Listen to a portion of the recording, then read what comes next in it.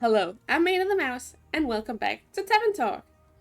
Kumo and Fable are telling me about their talk with the Banshee and how they got in contact with the Mary Morgan through through a mirror that had incantations, but only Fable could call the Mary Morgan since they are the only one that have seen the Mary Morgan before. Yeah. Ah, well, I had to be the one to make the call since Kumo had never met her. When her face appeared, all I could do was stare in horror as he gazed back at me. I felt like I was back in the Ashen Grove, leading adventurers to their doom, and I just froze. So I took the mirror out of their hands. Their first words were threats of what she would do to us if we had dared to harm the Banshee. Of course we hadn't. That briefly calmed her down. Until I asked her why she wasn't here, if she was so worried about the Banshee's well-being. Avoiding the question, she instead talked to us about the state of the lagoon. She complained that it must be incredibly loud with all the tourists and whatnot. I assured her there were no tourists, at least that were alive. So, that's what it was doing in their lair then. Honestly, I replied that Banshee had offered us a place to stay in her cavern. I quickly realized I picked the wrong thing to say. Her eyes started bleeding black ichor and she began cursing us out in tongues. The mirror cracked under her gaze and started bleeding black water. Yay. It was terrifying. I bet. And then we were just supposed to sleep there, as if she couldn't crawl out of the mirror any second.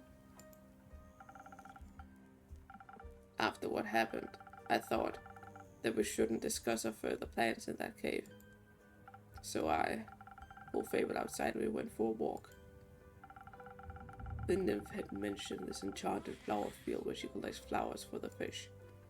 So we went there. Thought it might be a good spot. It was a good spot. Even though I couldn't stop shaking for a while, though the flowers really helped. As did not being alone. Was that when Kumo braided your hair? It was, yes. My hair kept falling in my face, and it was overwhelming me.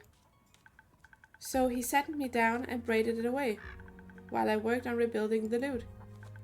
He said that some distraction would help. Talking also really helped. Even if I asked a lot of stupid questions. They weren't stupid, just curious. Did you have a favorite one? That's where I learned to braid hair. That actually brought us further on our quest. How so? Well, I learned it from my mother. It's the only thing I have left of her. It was her way of apologizing. She was never very good with words. It made me think. Sometimes people aren't very direct with what they mean. I've heard of that, yes. Like the Mary Morgan. She didn't seem angry about the Banshee outdoing her in the fear pageant. She didn't even mention it once. She only got upset when she thought we had heard the Banshee. When we thought we were tourists. Or when we said that we were staying in that cave. Like she was jealous of something entirely different from some issue of Screech scene. We talked it through and decided we had to get the two of them to talk face to face. Obviously, it would be difficult because of the distance, but I had taken the mirror with me when we left. Thought it might be useful. Ever a thief? Indeed. I used it to call Baia. I urged her to tell the Mary Morgan to come to Boreas. Fable mentions he can teleport via plants. However that works. She can! You should try it out. It's nauseating. I'm still so curious about the innkeeper character. I think we'll pass. While I went to talk to the Banshee, Kuma picked up the Mary Morgan. She and I really connected on eyeliner techniques. When we arrived at the lagoon, they immediately ready to claw at each other's throats, and not in a fun way. But somehow we managed to convince them to sit down. We tried to get them to talk about their feelings, but they just kept talking past and over and away from each other, arguing about an issue that didn't exist. So I had this crazy idea. I took out my new lute and asked for them if they wanted to write a song together. They declined and insisted their voices would clash, but I thought, at very least, it didn't stop them. It stopped them from arguing. Kumo helped me convince them by summoning tiny rain cloud pitter-pattering in the gentle melodic rhythm to inspire them to give it a try. We asked them to pour all of their emotions about the whole situation into a song. In the end, they harmonized together perfectly, like the voices were made for each other and the gentle hum of my lute. It was beautiful. That's big praise coming from him. And a little bone-shattering, but very romantic. Most importantly, the song finally got them to understand each other. Like Kuma had suspected, the Mary Morgan was scared, not jealous, now that the Banshee was so popular. She feared that the Banshee would become really busy with tourists and visiting all the time. As a tourist visiting all the time. She assumed she wouldn't have time for her anymore. But the Banshee assured her she doesn't care about any of the tourists. Only about the Mary Morgan. And Baya, of course. We told them to talk to her too. And mentioned how much she had been missing them. They agreed to meet for a tea party in the Ashen Grove, so Baya doesn't have to travel too far. Did you invite them to your barbecue? No. After the outpouring of emotions, they wanted time for themselves. The quest was done. It had only taken us 2 days, which was really efficient. Unfortunately, we had told the ship to pick us up in 3 days, so we were trapped on the island. Whoops. So you swam back? What? No. What's wrong with you? Everything. The usual. The usual. You know me. We started brainstorming about what we could do while we waited. So I asked about that cheesecake recipe. Oh yeah. But then I realized there wasn't anywhere to bake it. They don't have any taverns on Boreas. It was a stupid idea. It wasn't. Somewhere on this island had to be something to bake a cheesecake in. Did you find that something? We did, but it turned into its own small quest. First, we had to find the right place for our little adventure. We met these lovely gnomes living in their living mushroom houses. Oh my lord! And they offered us to let us use their ovens. I cannot read. But they were too small, so they introduced us to the local toadhill giant. Its kitchen was enormous, but it was easier to work in than the one that was too small. Then the gnomes, the nymph, and the giant helped us gather ingredients from all across the island. So we were able to make enough cheesecake for everybody. I burned mine a bit. Oh my god, that sounds so lovely. But when we made the second batch for the ship's crew, it already started to turn out better. Kumo is a really good teacher. And you're a really good student. Thank you. The cake really lifted the crew's spirit on the journey back. We agreed to teach them the recipe once we had land. Afterwards, they invited us to the captain's birthday party. Oh, they even introduced us to a traveling obelisk who sang us a song of the ancients. It showed us a shortcut through the wildest mountain range, where we met some flaming songbirds. And now you're here. And now we're here.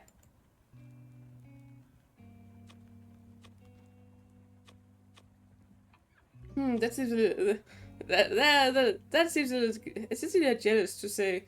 Glad you two didn't run off into the sunset together. I mean, look at them. They are blushing.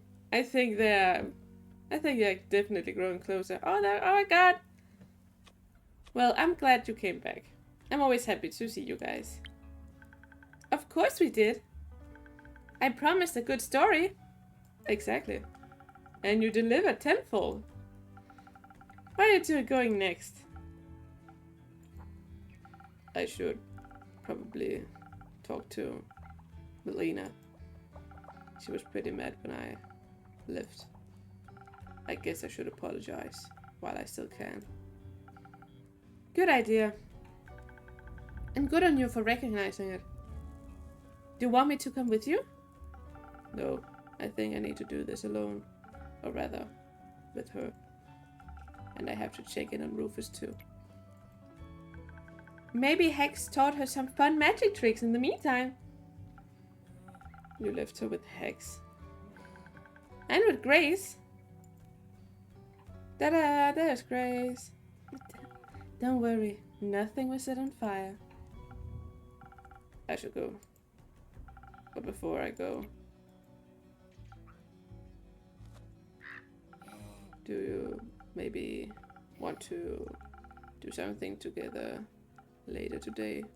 Or tomorrow? Like a thing? Oh my god, are they...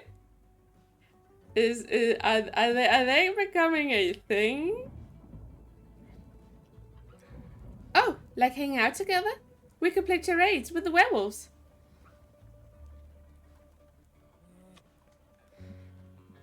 Are they becoming a thing?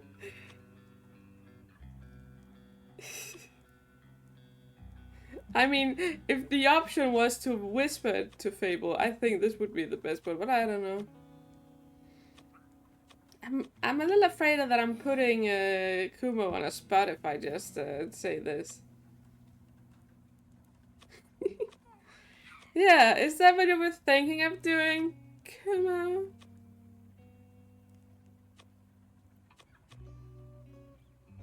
Oh, this is the toughest decision in the game because I don't want to put any of them in an uncomfortable situation, but I also want to nudge them a little bit, you know? I'm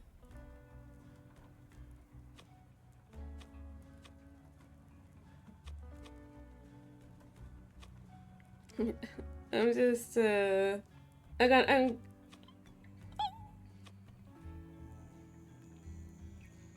I don't think I want to spell it out. I think if I wanted to, I want to help Kumo make the decision if he wants to tell them, and by that Fable, that he wants to go on a date with them.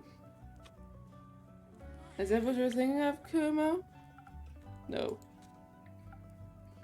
I was thinking more like spending time together.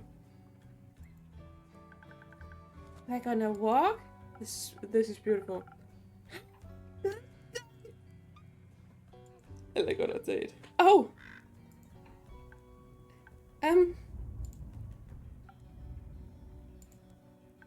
Okay. That sounds really fun. Cool. I'll pick you up. Or I'll see you around, or whatever. I'll see you. I'm looking forward to it. Me too. Oh my god!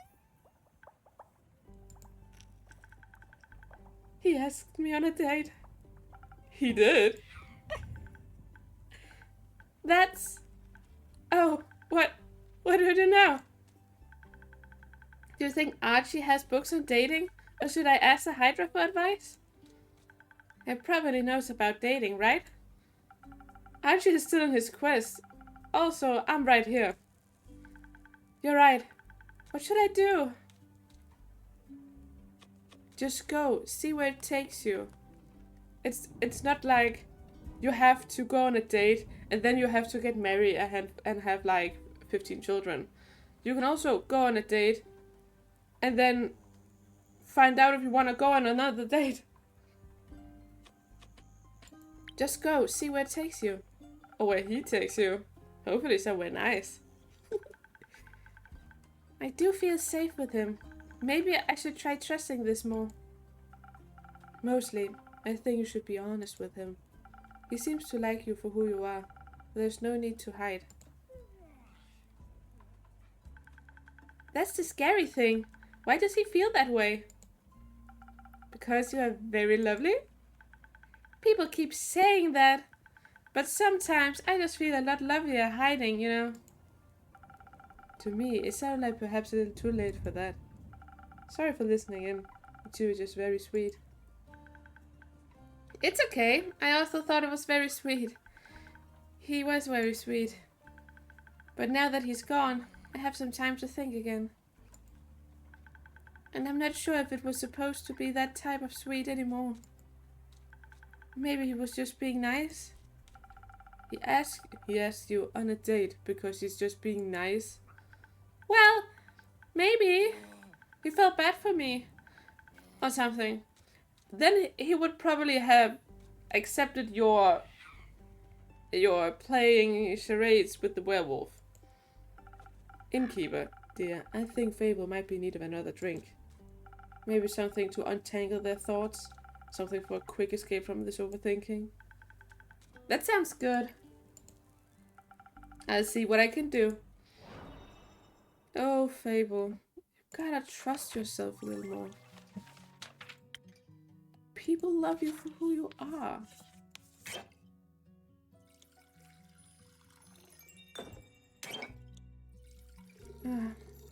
But I get it. I get it. I've been like that and probably still am like that myself. A lot of doubts. Like, why would anyone choose me over somebody else?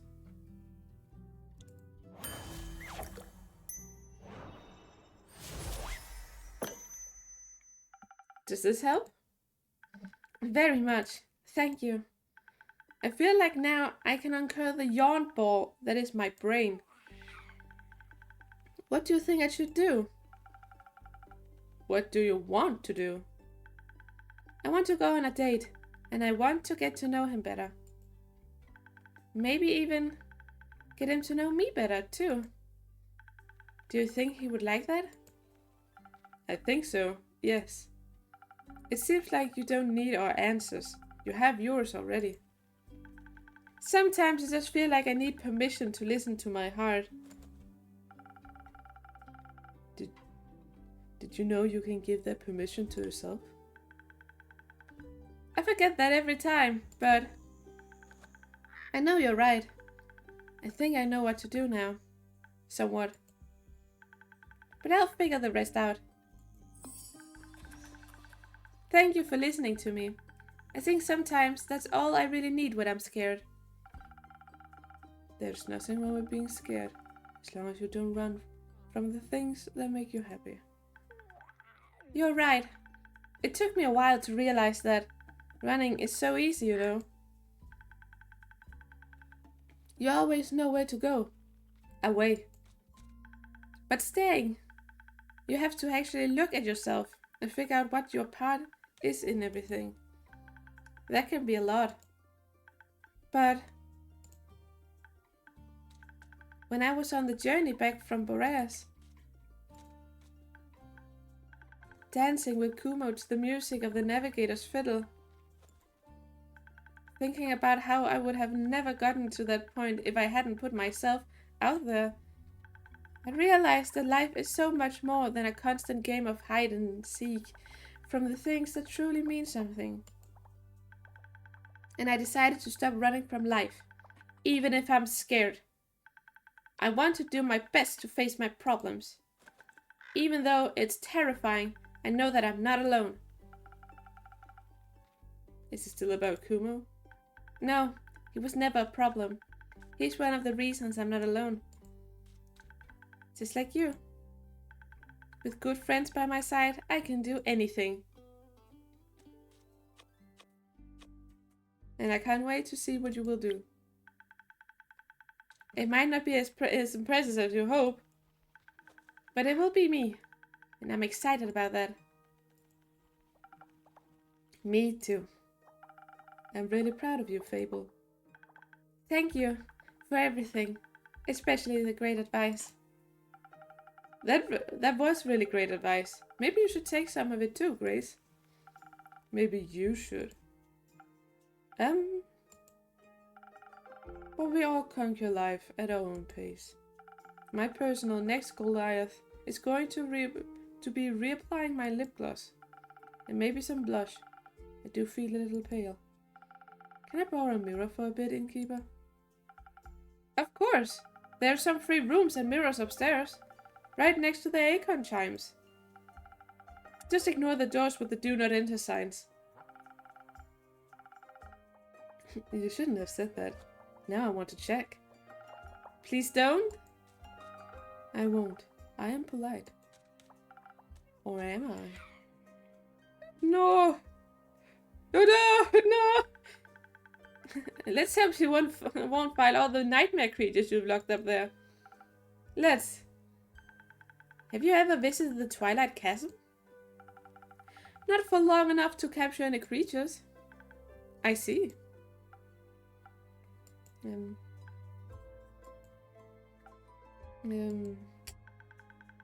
What are you thinking about, innkeeper?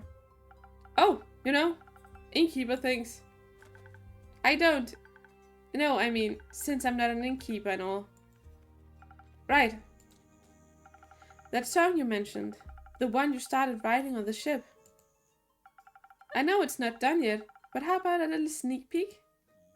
To see if it would make for a good jingle? I don't think it's jingle material, but I don't mind sharing it with you. Yeah. Just keep in mind that it's a work in progress. Of course, of course.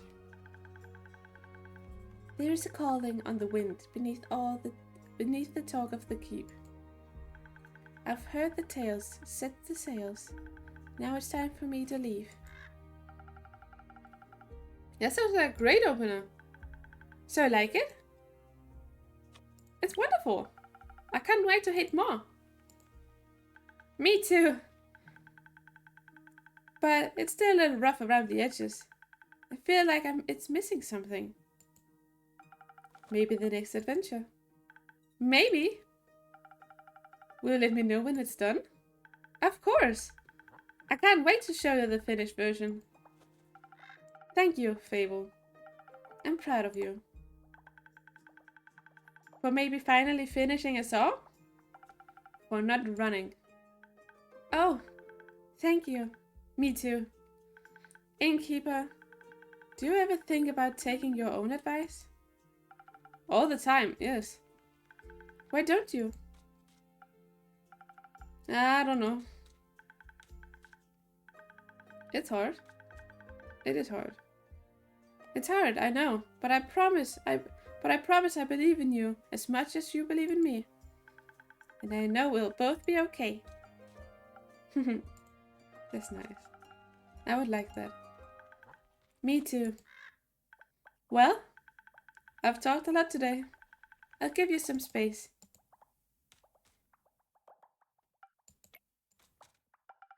Maybe it's time to stop running? Maybe it's time to stop running. Should I? Is it time to read that letter? Yes! Yes! Read the letter! Oh, that was easy. I guess I've been wanting to for a while.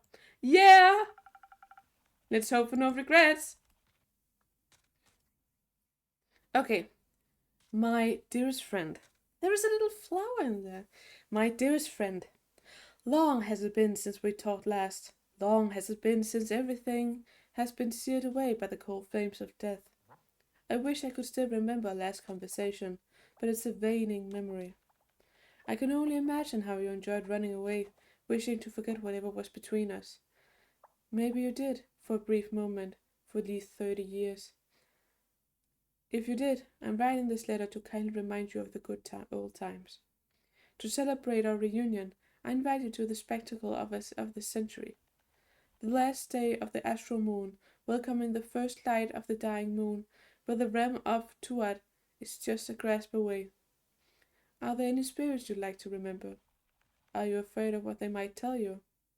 Worry not, I'll be right there. Watch the sky closely on the 35th of Cassiopeia. See you soon, an old friend. Oh? The law on this innkeeper character is getting out of hand. That was... I guess you've always been a fan of symbolism. But you didn't even leave an address. Very responsible.